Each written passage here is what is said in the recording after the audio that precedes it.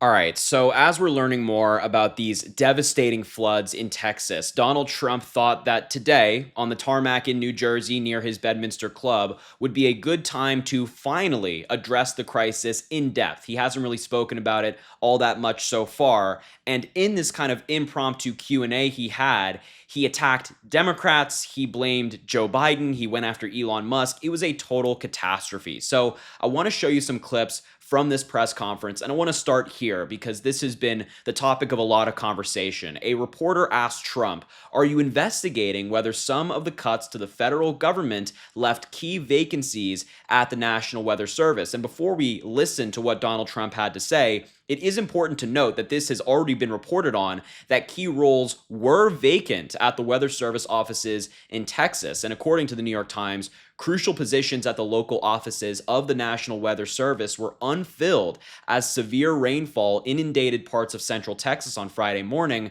prompting some experts to question whether staffing shortages made it harder for the forecasting agency to coordinate with local emergency managers. And also, we learned back in early 2025 that DOGE had directly targeted the National Weather Service. Through layoffs and retirements, the National Weather Service lost nearly 600 people from a workforce that was recently strong as 4,000. So that's a pretty significant cut. Now let's hear what Donald Trump had to say when asked that question. Let's take a look. Okay.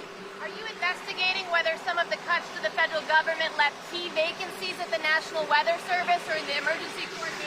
No, They did not. no, they did. I'll tell you, if you look at that, what a situation that all is, and that was really the Biden setup. That was not our setup, but I wouldn't blame Biden for it either. I would What? just say this is a 100-year catastrophe, and it's just so horrible to watch. What is this guy talking about? His answer was they didn't. Apparently, his cuts to the federal government didn't leave any key vacancies. And then he went on to say that, quote, that water situation, that all is, and that was really the Biden setup. That's not even a coherent sentence. It's not a sentence at all. But it appears like he's blaming Joe Biden and then immediately walks it back saying, well, I'm not blaming Joe Biden. I would just love for him to expand on what Biden water setup he's talking about. Does he now believe that Joe Biden can control water?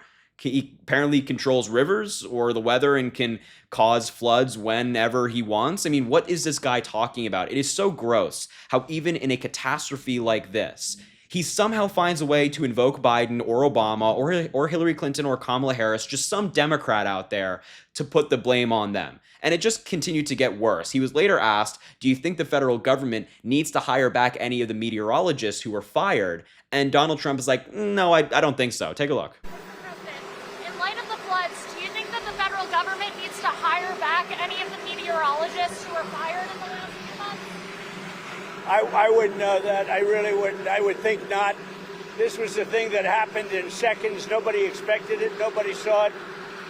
Very talented people are there, and they didn't see it. It's, I guess they said, once in 100 years. They've never seen anything like this. So I wouldn't, I mean, people are trying to blame the school. They're trying to blame the camp. They're trying to blame. It's just a horrible thing. But no, I wouldn't say that, no.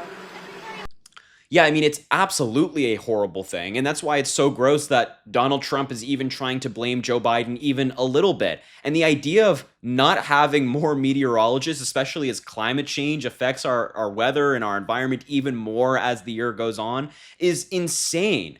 Like, this guy cannot just simply say, you know what, I might have made a mistake. Maybe we should hire back all of these meteorologists, because really, you can't have enough of those folks. Having enough people, having enough experts to predict the weather, making sure that people are safe, especially as hurricane season comes upon us, is crucial. And yet Donald Trump doesn't really see it that way. We can have all of the hurricanes that destroy cities, destroy lives. We can have these flash floods, and Donald Trump's, I don't know if we need these folks anymore. It is insane. It's just insane. And I can't believe that in his first major address of this crisis, he's like, yeah, I didn't do anything wrong.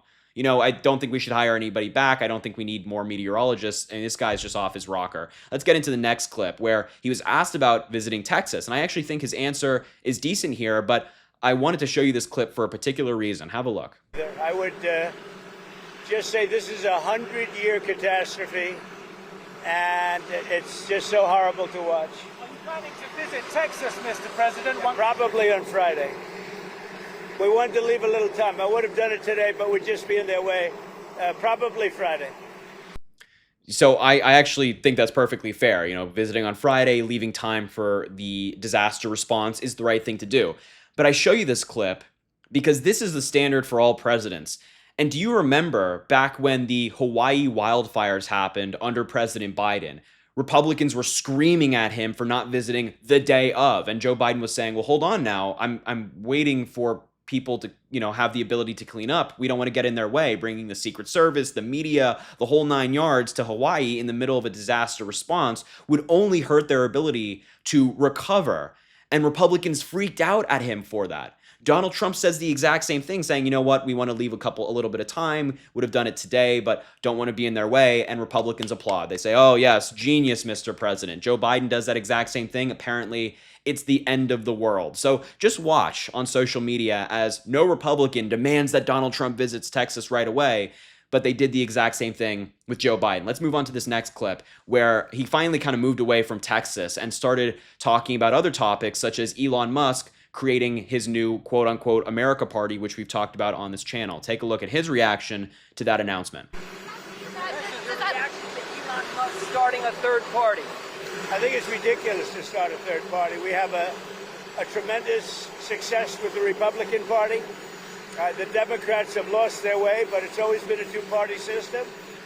And I think starting a third party just adds to confusion. It really seems to have been developed for two parties. Third parties have never worked. So he can have fun with it, but I think it's ridiculous. Yeah, that's sure to send Elon Musk off the deep end. It's ridiculous, according to him. They've had tremendous success. I also think it's funny how he says the Democrats have lost their way. Not the Republicans, which is now a cult of personality, but the Democrats who are fighting for working people consistently. Apparently they have lost their way. Apparently we have lost our way. But yeah, I just think that this is going to inflame the conflict between Elon Musk and Donald Trump even more. I mean, Elon Musk and Donald Trump are both egotistical, narcissistic billionaires. So if one attacks the other, they kind of feel the need to respond. So I would prepare yourself for another comment from Elon Musk on Donald Trump, or just something in response here. And it seems like he's a little nervous, Trump. I mean, this would only, the America Party, quote unquote, would only hurt the Republican Party. There are no Democrats out there who are saying, yeah, I'm going to go join Elon Musk. But there are plenty of Republicans who very well might. Now, the last clip I want to show you is just one which leaves you scratching your head. It's very clear that Donald Trump has no idea what's going on with his own tariffs. He finally got asked about them, and all the random dates that he's set saying, oh, they're going to be announced then and then go into effect then. He just has no idea what's going on, and you can tell in this clip. Take a look. Mr. President, do the tariff rates change at all on July 9th, or do they change on August 1st? What are you talking about? Tariff rates, do they change on July 9th or August 1st? No, they're going to be tariffs. The tariffs are going to be the tariffs. I think we'll have most countries done by July 9th, yeah. Either a letter or a deal. But they go into effect on August 1st. The tariffs go into effect August 1st, but the president is setting the rates and the deals right now.